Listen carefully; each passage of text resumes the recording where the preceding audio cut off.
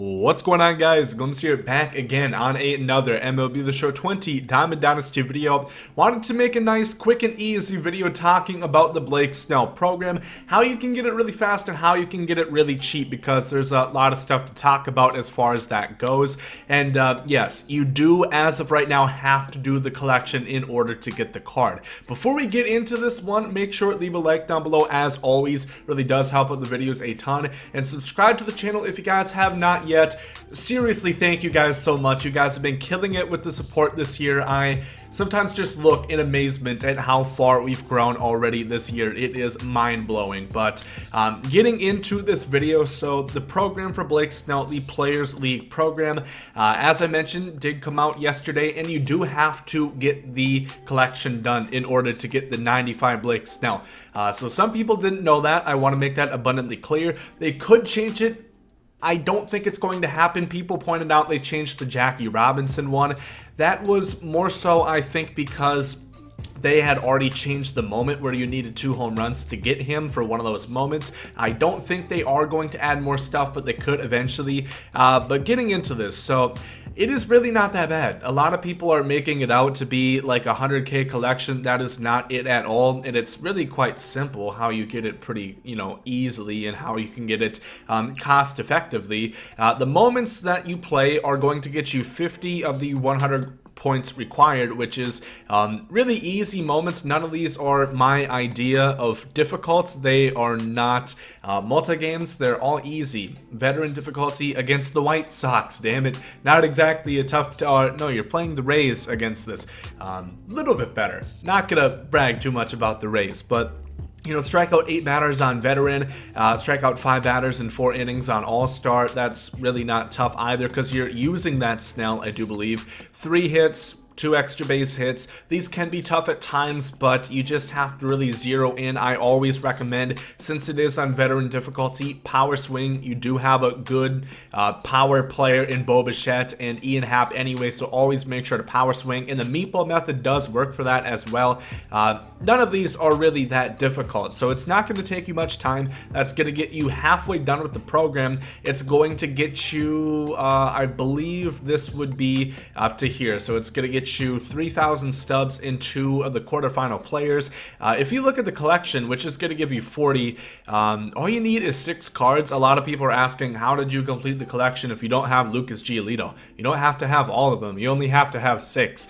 So what you notice is you get 2 quarterfinals and 1 semifinal player, and that is already going to get you 3 of the 6 halfway done.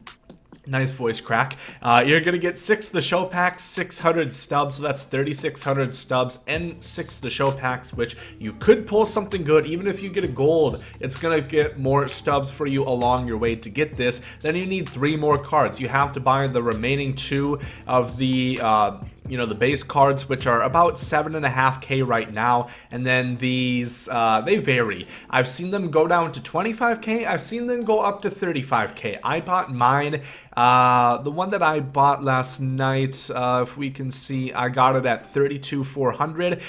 So I'd imagine if you can get it around 30K, that's probably a good spot to get it. I don't know how much more down the cards are going to go, but I will talk about something revolving them as far as making stubs in the future towards the end of the video. So that's really all you have to do. 7, 14, and then we'll call it 30K. 44K, 40-ish, that is not really that bad in order to get the Blake Snell. And what you would do after you do the moments to get the 50 is this right here. So innings with the Rays, innings with the White Sox, and then 2 games on All-Star difficulty. That's all it's going to take you. All you need to do is get a Rays pitcher, which you probably have at least one. Maybe you have the 89 Blake Snell already. And in that case, throw with him. He's obviously your best bet, but there's also the Tyler Glasnow that a lot of you guys probably have. Charlie Morton's another option if you guys want to do that. And even if you only have like a silver, if you have a couple extra stubs, buy Charlie Morton and sell him back as soon as you get done with it. It's more of a rental program, and then all you have to do is just filter with White Sox. You need 50 innings, I believe, and just put White Sox players all over your team. You're gonna have both of those done within 1 game, the innings with the White Sox and the pitching innings with the Rays. Then make sure you just play against the computer on the Rays on All-Star difficulty. Believe it or not, I went through through an entire game playing on Rookie because I forgot to toggle over All-Star. I was extremely soft. I was extremely upset because it just wasted like 30 minutes of my time, so I had to play 3 of those games actually. So make sure you put it on All-Star. Very vital tip that I would give to you guys, but that is going to get you all the way to 70, which is going to get you the semifinals. So at that point, like I said, you only need about 40k in order to finish off the Blake Snell, and it's really not that bad at all. You get another 2,000 stubs right there. You get, you know, another couple packs, 1,500 stubs right there. You really do earn quite a substantial amount of rewards, and you don't have to necessarily do the online stuff because that's just going to keep you at 90. You do have to do the collection. Talking about, is this actually worth it? Because there is, of course, the 89 overall Blake Snell. How much better is this one? Plus 5 stamina, plus 20 pitch and clutch. Now that does matter. What does it do? When you have runners on base, basically you have the batter clutch and you have the pitcher's pitch and clutch, and they kind of counteract each other. So if you have Blake Snell with 103 pitch clutch compared to a batter with 70 pitch batting clutch in a opportunity with runners on base, you're going to get a boost and their PCI is going to decrease if you win that battle, more or less. From what I understand, that's how it works. It's not really that important at the end of the day. Walk 9 plus 10, K per 9 plus 5, hits per 9 plus 10, then everything else doesn't really matter as far as home runs per 9, and then his pitches are obviously the same. I'm gonna go over to Daddy Leagues to look at each individual pitch. And, well, believe it or not, they don't have the 95 overall on Daddy Leagues yet, but we do have the 89, so this should still tell us some things. 81 control on his four-seam fastball, 73 on his curveball, 30 control on his changeup, and 26 on his slider. That is why his control is so low. If you look at the 89 overall, in total, his average control is at 52. The only reason that is because his four-seam is good and his curveball are good control-wise. His changeup and slider are abysmal. 30 control, that is laughable. That is... I really can't believe it. This is the first time I've actually looked at it. So we can assume, obviously, since the control on the 95 is a bit better, it's not that much better.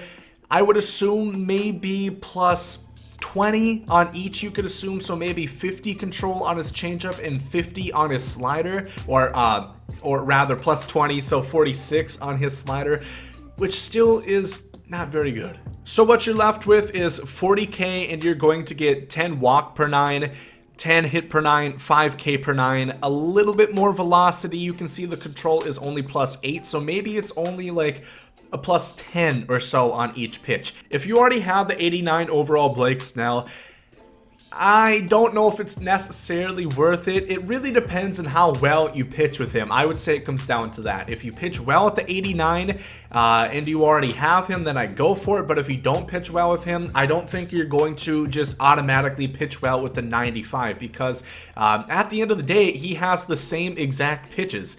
A little bit faster, a little bit more control, but not really that much. And you're really just paying 40k for plus 10 K9 and plus 10 walk per 9, which it depends. If you have the stubs, sure, I would say so. If you don't, if you're kind of on a budget, no money spent kind of guy, don't have a lot of stubs in your bank right now, I think you can probably hold off on this Blake Snell, and more or less what you could do is just make a bunch of stubs off of this program.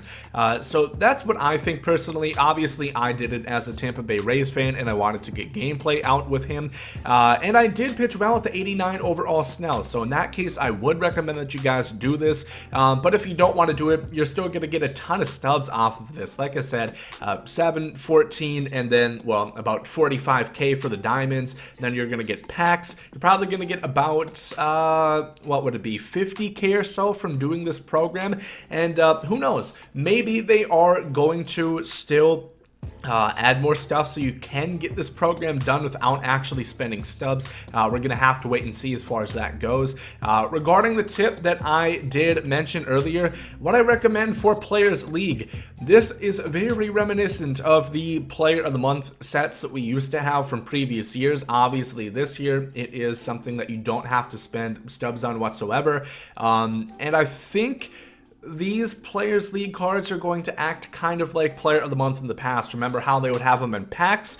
Eventually, they are no longer obtainable. Obviously, it's a little bit different in the fact that you can always get these cards, you can always grind for them, but we've seen in the past where once the majority of people have done this, kind of think of it as boss cards. You know how like the Roy Oswalt has increased in price quite a bit, and just general cards like that have went up in price. He started to go a little bit down, but I know Duke Schneider, immediately after that ended, you can see his price. He never went for anywhere near 52 towards the end of the first inning program. So I would expect something like that. Maybe more so go after the smaller guys. Start investing in them, you know, buy a couple for 7.5, 8,000 stubs, and just hold on to them. Just sit on them, wait like a month or so, and if people are going to want that Blake Snell, they're going to have to complete the collection. So I think that's a very good idea. Get a couple of these guys if you have extra stubs in order to do so. Something I always recommend. Only invest in cards if you actually have the capital to do so. Don't put yourself in virtual bankruptcy just to get in hopes of some cards that might hit it big in a couple of months time. So if you guys have some extra stubs, throw it that way. And yeah, that's pretty much it for this video. In the grand scheme of things, I think it is a very good card for Blake Snell, and it's gonna take you about 40k and maybe an hour, 2 hours of grinding, I would say. All you have to do is all the moments, not that hard. Put a raised pitcher in there. Entire team of White Sox, play 2 games on All-Star difficulty, not very difficult whatsoever. So let me know in the comments section if you guys are planning on going after this Blake Snell, and also if you guys have used any of these Players League diamonds. Make sure and let me know which ones you guys like. I posted a gameplay top right hand corner if you guys want to check that out of Blake Snell and all the diamonds from the Players League. But yeah, and leave a like down below if you guys did enjoy this video. Thank you all for watching. Hope you guys have a great day. There goes some Saudi.